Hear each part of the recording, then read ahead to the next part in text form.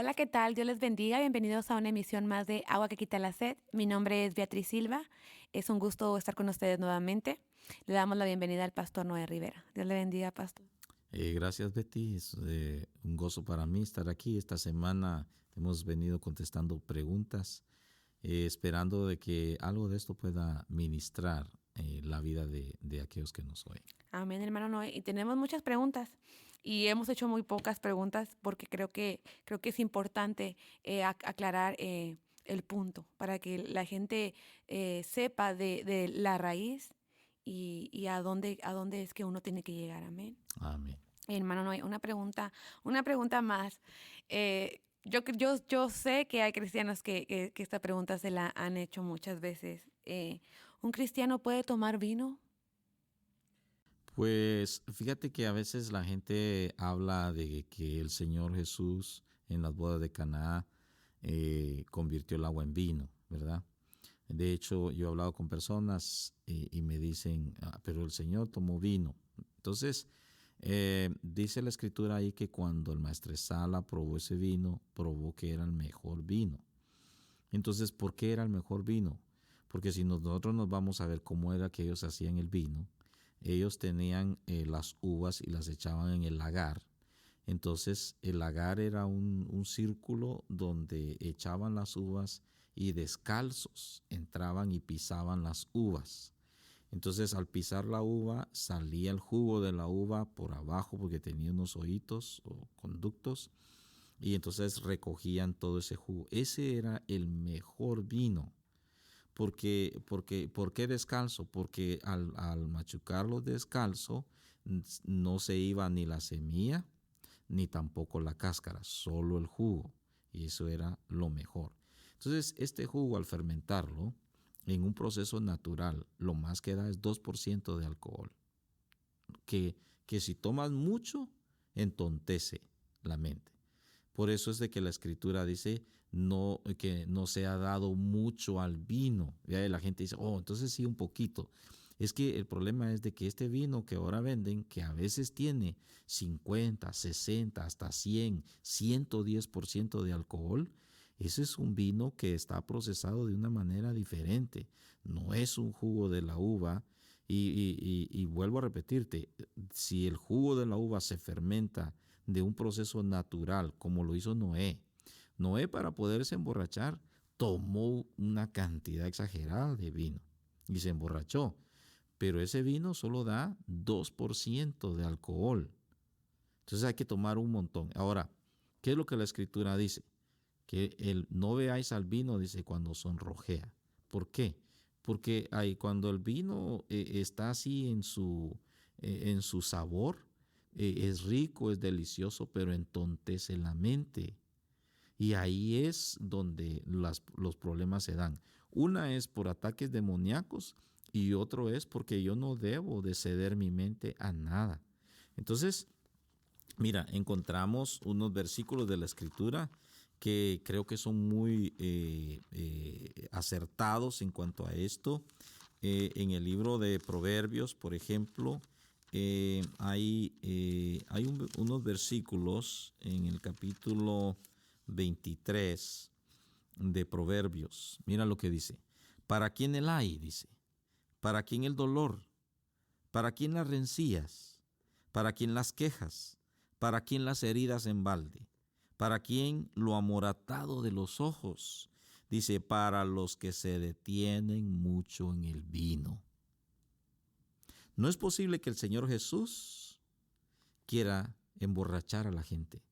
El proceso de Caná de Galilea no era para emborrachar, sino era el principio de los milagros, que él tenía autoridad sobre los elementos, aún para convertir agua en vino, para transferir una sustancia, un elemento y convertirlo en otro, porque él tenía la autoridad sobre todas las cosas. No era para satisfacer a un borracho y darle vino. Entonces aquí encontramos la escritura, ¿para quién el ay? ¿Para quién el dolor? ¿Para quién los problemas? Los ojos amoratados. Tú sabes que un borracho es peor que un niño, porque el niño tú lo tomas y el borracho es problemático. A veces la gente dice el borracho y el niño dicen la verdad, pero el borracho se pasa. el borracho no tiene dominio de sí. A veces en ese dominio se cae, se golpea, le pegan y a veces hasta la esposa le termina golpeando, porque en su estado de ebriedad no puede ni defenderse siquiera. Entonces, eso Dios no va con eso. Entonces alguien dice, pero yo tomo un vino porque Pablo le dijo a Timoteo que por causa de su estómago él tomara vino, ¿verdad? Entonces la gente dice, ok, yo puedo tomar vino. Pero la pregunta es, ¿padece usted de estómago? ¿Verdad?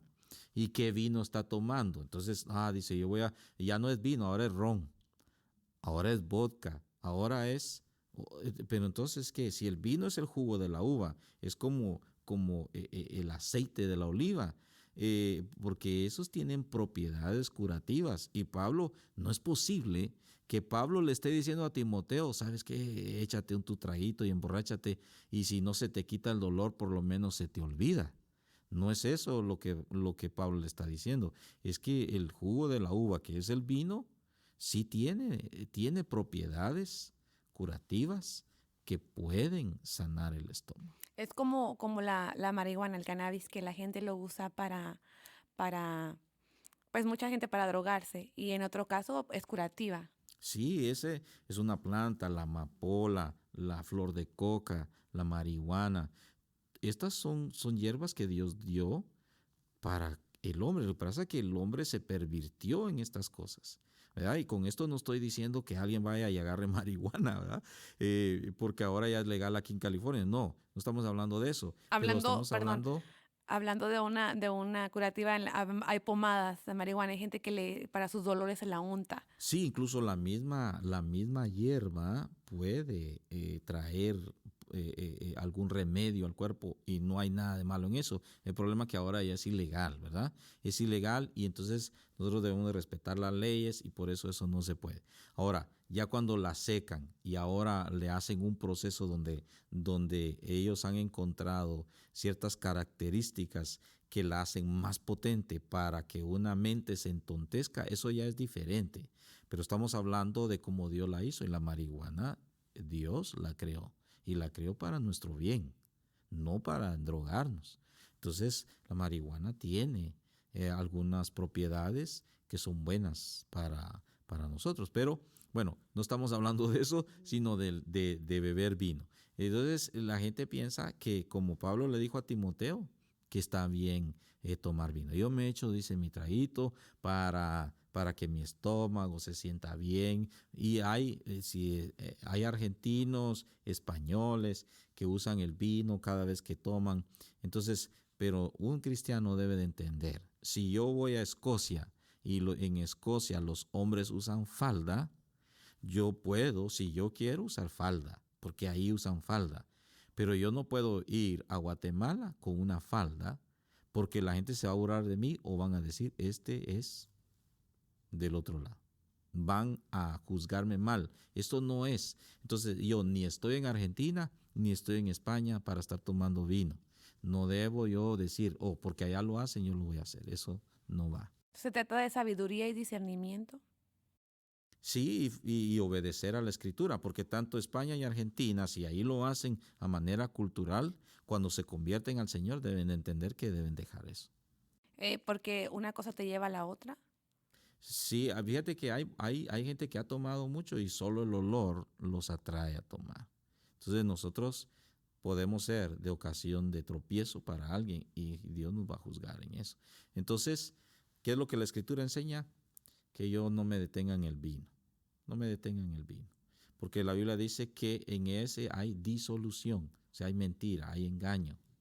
Y yo debo de dejar eso. Ahí aplica una de las cosas que decía el apóstol Pablo, de todo me es lícito, pero no todo conviene. Exactamente. Todo me es lícito, mas no todo conviene. Yo no debo de participar en eso porque entontece mi mente. Oh, muy bien, hermano Noé. Muchas gracias por esa enseñanza y pues es algo que debe de quedar en nuestro corazón porque quizás le podamos hablar a una persona alcohólica, se convierte el Señor y después me ve a mí tomándome una copa de vino, como que va a ser un contraste, ¿no? Tenemos que ir de acuerdo a lo que predicamos. Exactamente. Amén, hermano. Una pregunta más. ¿El cristiano puede bailar? quizás va a la boda de la hermana que no es convertida. Fíjate que, ¿cuál es el asunto del baile? Ahora muchas iglesias danzan, ¿verdad? Nosotros estamos en contra de la danza porque escrituralmente no encontramos ningún versículo que apoye para el Nuevo Testamento la danza. Sin embargo, hay muchos que la practican y cada quien pues va a dar cuenta de lo suyo. Pero no es lo mismo una danza que un baile, ¿verdad? Entonces, cuando se baila, se saca una pareja. Y en ese baile, que normalmente es entre un hombre y una mujer, aunque pues hoy en día ya las cosas han cambiado, entonces se da una cercanía de los cuerpos que a veces termina influyendo en otros pensamientos, ya sea del varón o de la misma mujer. Está un sentimiento. Hasta un sentimiento y puede llegarse a dar un deseo diabólico que Satanás lo maquine ahí mismo. Entonces la mujer debe de honrar su cuerpo. Los movimientos de muchos bailes son movimientos sexuales. Son movimientos donde se mueve la cadera en un movimiento sexual. Entonces, ¿qué va a hacer eso? Eso va a despertar lujuria y va a despertar la sexualidad en la pareja con quien está bailando. Y por ejemplo, si va una pareja cristiana y ellos quieren bailar, Pues supongamos que alguien diga, oye, pues somos cristianos y vamos a bailar entre y nosotros. es mi esposa, Y claro. es mi esposa. Entonces ahí vamos entonces a ver que la Biblia dice que somos templo, ¿verdad? Del Espíritu de Dios. La música que nos hace bailar es una música que está hecha, diseñada para mover nuestros sentidos. Entonces, cuando alguien se pone a bailar y se dan esos movimientos, a veces si tú te detienes a ver a alguien que está bailando o ves un video donde están bailando, detente a ver y ves sus movimientos y te das cuenta que sus movimientos son locos. Ahora alguien dice, no, es que a mí no me gusta bailar así. Alguien dice, yo no bailo la lambada, por ejemplo. Yo no sé si todavía se hace la lambada, Sí, estaba todavía existe. la quebradita y bueno, tantas cosas. Pero tú ves todos esos bailes, son bailes sensuales. Y lo que van a provocar es sensualidad en la otra persona. Entonces, cristiano no debe de participar en eso, no debe ni siquiera estar pensando en que eso. Ya salimos del mundo y nuestra mirada está puesta en Cristo y es a Él a quien debemos servir. Sí, una de las cosas es que el mismo Espíritu te va dando paz, te va enseñando y te va quitando ese deseo de la carne, precisamente. Si tú estás realmente en el Espíritu y en Dios, eh, eso te va a parecer aburrido, te va a parecer cosa del mundo. Y se van abriendo puertas también, a veces por el simple hecho, a veces la intención no es mala de ir a hacer un baile con alguien que tú amas, quizás con tu esposo, con tu pareja, pero las consecuencias alrededor a veces no te traen ningún bien. Como decíamos, el versículo ese, no todo me es lícito, pero no todo conviene. Tenemos que ser prudentes y sabios, amén. Muchas gracias por escucharnos. Los esperamos la próxima semana. Una enseñanza más, quizás en otro programa hagamos más preguntas al pastor. Si usted tiene alguna pregunta, escríbanos a nuestras redes sociales, a las líneas que aparecen en la transmisión del radio. Muchísimas gracias y que Dios me los bendiga. Pastor, muchas gracias. Gracias y Dios les bendiga, hermanos.